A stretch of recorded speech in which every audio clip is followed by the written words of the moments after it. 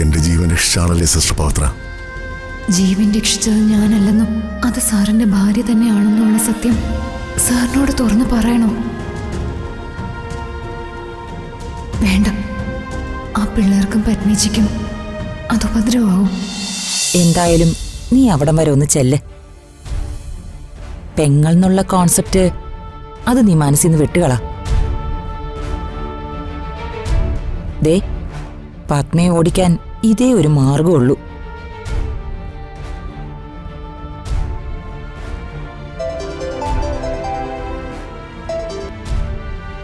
Hello,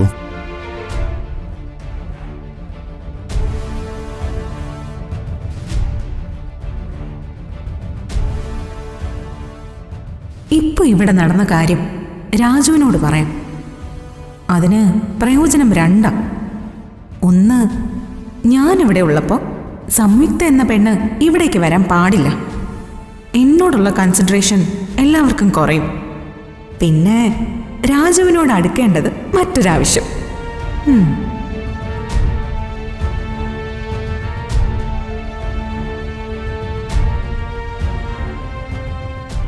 Raju, താനോ? എന്റെ പൊന്ന് നന്ദനെ ഞാൻ എങ്ങനെയെങ്കിലും ഒന്ന് ജീവിച്ചു പൊക്കോട്ടെ. ദൈവം എന്നെ ഉപദ്രവിക്കല്ലേ. അയ്യോ രാജു, ഞാൻ ഉപദ്രവിക്കാൻ വന്നൊന്നും അല്ല. ഒരു കാര്യം പറയാൻ വന്നതാ. എനിക്ക് ഒരു കാര്യവും കേൾക്കണ്ട. എന്നെ ശല്യപ്പെടുത്താതെ എന്റെ മുമ്പിൽ നിന്നൊന്ന് പോയി തന്നാ മതി. ഇത് രാജുവിനും മൃതികയ്ക്കും പ്രയോജനമുള്ള കാര്യ. വല്യമ്മാവിന്റെ മുറിയിലെ എന്റെ അമ്മായിയമ്മ നടത്തിയ ഒരു ഗൂഢാലോചനയുടെ കാര്യമാണ് ഞാൻ പറയാൻ പോകുന്നേ. ഗൂഢാലോചനയോ? എന്ത് ഗൂഢാലോചന? വല്യമ്മാവൻ ആ സംയുക്തയെ കാണാൻ പോകുന്നു.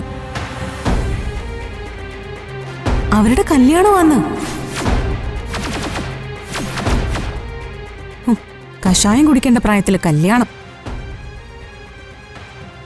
ആ JB ജംഗ്ഷനിലോ മറ്റോ സംയുക്ത വന്ന് കാത്തു നിൽക്കുന്നു. വല്യമ്മാവൻ അങ്ങോട്ട് പോയി കഴിഞ്ഞു.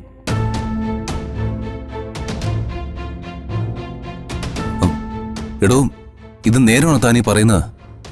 ഞാൻ എന്തിനാ നുണ പറയുന്നേ? നീ എങ്ങനെ ഇതറിഞ്ഞു? പറയാം. നീയേ സിസ്റ്റർ പവിത്രയെ വിവാഹം കഴിക്കണം. അവൾക്ക് നിന്നിലൊരു പ്രതീക്ഷയുണ്ട്. നിന്നെ വിവാഹം കഴിക്കണമെന്ന് ആഗ്രഹവുമുണ്ട്. എന്തായാലും ഞാൻ അവിടെ വരെ പോവാൻ തീരുമാനിച്ചു. ഏയ്, ഒറ്റയ്ക്ക് പോണ്ട, ഞാനും കൂടെ വരാം.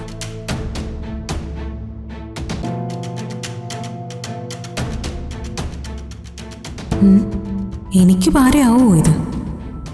ഇനിയെങ്ങാനും ഇവര് തമ്മിൽ ഒന്നാവോ?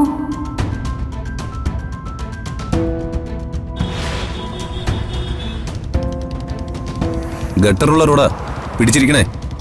അതൊക്കെ എനിക്കറിയാം. വീണാലും റോഡിലല്ലേ വീഴൂ, അല്ലാതെ മനുഷ്യരുടെ ലൈഫിലൊന്നും ചെന്ന് വീഴില്ലല്ലോ.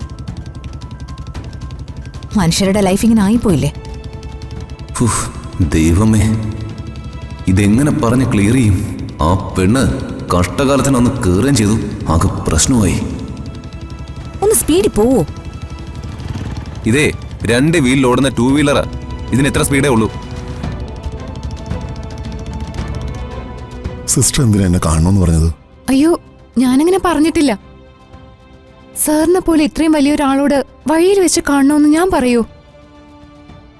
അംബിക ചേച്ചി എന്നെ വിളിച്ച് പറഞ്ഞത്, നീ ആലിന്റെ ചുവട്ടി വന്ന് നിക്ക്, വർമ്മ സാറ് നിന്നെ കാണാൻ വരുമെന്ന്.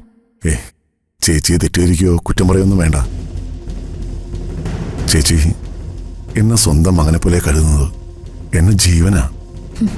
പാവം മനുഷ്യൻ, വെറും ശുദ്ധഗതിക്കാരൻ. അവരൊരു ദുഷ്ട സ്ത്രീയാണെന്നോ എന്തും ചെയ്യാൻ മടിക്കാത്തവരാണെന്നോ ഇദ്ദേഹത്തിന് അറിയില്ല. സിസ്റ്റർ എന്താ ഒരു നിമിഷം മൈൻഡ് ആബ്സെന്റ് ആയത്? ഒന്നുമില്ല സർ. ഞാൻ പറഞ്ഞു വന്നത്, എന്റെ നന്മയ്ക്ക് വേണ്ടി ചേച്ചി ചിന്തിക്കുന്നതല്ല എനിക്ക് ഉപദ്രവമായിട്ട് മാറുകയാണ്. എന്റെ ജീവൻ രക്ഷിച്ചാണല്ലേ സിസ്റ്റർ പവിത്ര. ജീവൻ രക്ഷിച്ചത് ഞാനല്ലെന്നും അത് സാറിന്റെ ഭാര്യ തന്നെയാണെന്നുള്ള സത്യം സാറിനോട് തുറന്നു പറയണോ? വേണ്ട, ആ പിള്ളേർക്കും പത്നിജിക്കും അത് ഉപദ്രവമാവും. എന്നെ ജീവിതത്തിലേക്ക് തിരിച്ചു കൊണ്ടുവന്ന സിസ്റ്ററെ ഞാൻ ആദരവോടെയാ നോക്കുന്നത്. എനിക്ക് സിസ്റ്റർ നല്ലൊരു സുഹൃത്ത് തന്നെയാ. എനിക്കും അങ്ങനെ തന്നെയാ സർ. സാറിനോട് ബഹുമാനവും സ്നേഹവും മാത്രമേ ഉള്ളൂ. ചേച്ചിക്ക് നമ്മൾ രണ്ടിനും ഒരുമിക്കണമെന്നും വിവാഹം കഴിക്കണമെന്നൊക്കെ ആഗ്രഹം. പക്ഷെ എനിക്കങ്ങനെ ചിന്തിക്കാനേ പറ്റില്ല. എനിക്കും ചിന്തിക്കാനേ പറ്റില്ല സർ. സാറിന് അങ്ങനെ വല്ല ആഗ്രഹം ഉണ്ടോയെന്ന് സത്യം പറഞ്ഞാൽ ഞാൻ പേടിച്ചിരിക്കുകയായിരുന്നു. ഏയ്, ഒരിക്കലുമില്ല. ഒന്നാമതേ എൻ്റെ ഏജ്, അതുമാത്രമല്ല എൻ്റെ മകളാകാനുള്ള പ്രായമേ സിസ്റ്റർക്കുള്ളൂ. ചേച്ചി നമ്മുടെ നല്ലതിന് വേണ്ടിയായിരിക്കും പറയുന്നത്. ചേച്ചിയോട് സിസ്റ്റർ തന്നെ പറഞ്ഞ് എന്നെ വിവാഹം കഴിപ്പിക്കാനുള്ള ആ താല്പര്യത്തിൽ നിന്നും ഒന്ന് പിന്തിരിപ്പിക്കണം. ആ, ഞാൻ പറയാം സർ. ഞാനും വല്ലാത്തൊരു ധർമ്മസങ്കടത്തിലായിരുന്നു. ആണോ? എന്തായാലും ഇപ്പോൾ അത് മാറി. മനസ്സിന് വല്ലാത്തൊരാശ്വാസം. ഞാൻ സ്നേഹിച്ച് വിവാഹം കഴിച്ച ഒരാളാണ്. എനിക്കറിയാം സർ. സാറ് സൂര്യമംഗലത്തെ രാജകുമാരിയെ കല്യാണം കഴിച്ച കഥ ഈ നാട്ടിലെ കൊച്ചുകുട്ടികൾക്ക് വരെ അറിയാം. ഒരു സെലിബ്രിറ്റി കൂടിയല്ലേ പത്മാവതി മാഡം? സെലിബ്രിറ്റി. അവളൊരു പഞ്ചകി കൂടിയാണെന്ന സത്യം സിസ്റ്റർ അറിഞ്ഞിട്ടുണ്ടാവില്ല. ഞാൻ കേട്ടിട്ടുണ്ട് സർ.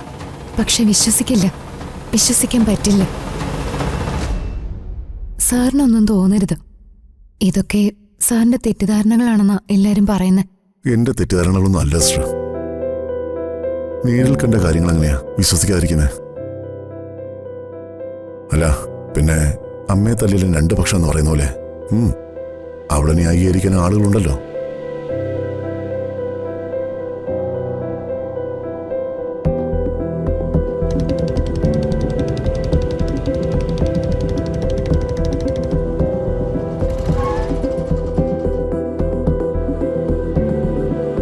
ദേ നിൽക്കുന്നു രണ്ടുപേരും.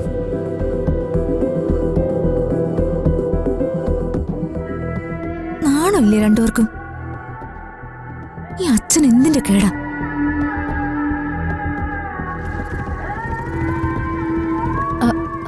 സാറിന്റെ മകളും ഹസ്ബൻഡും ആണല്ലോ ദേ വരുന്നേ.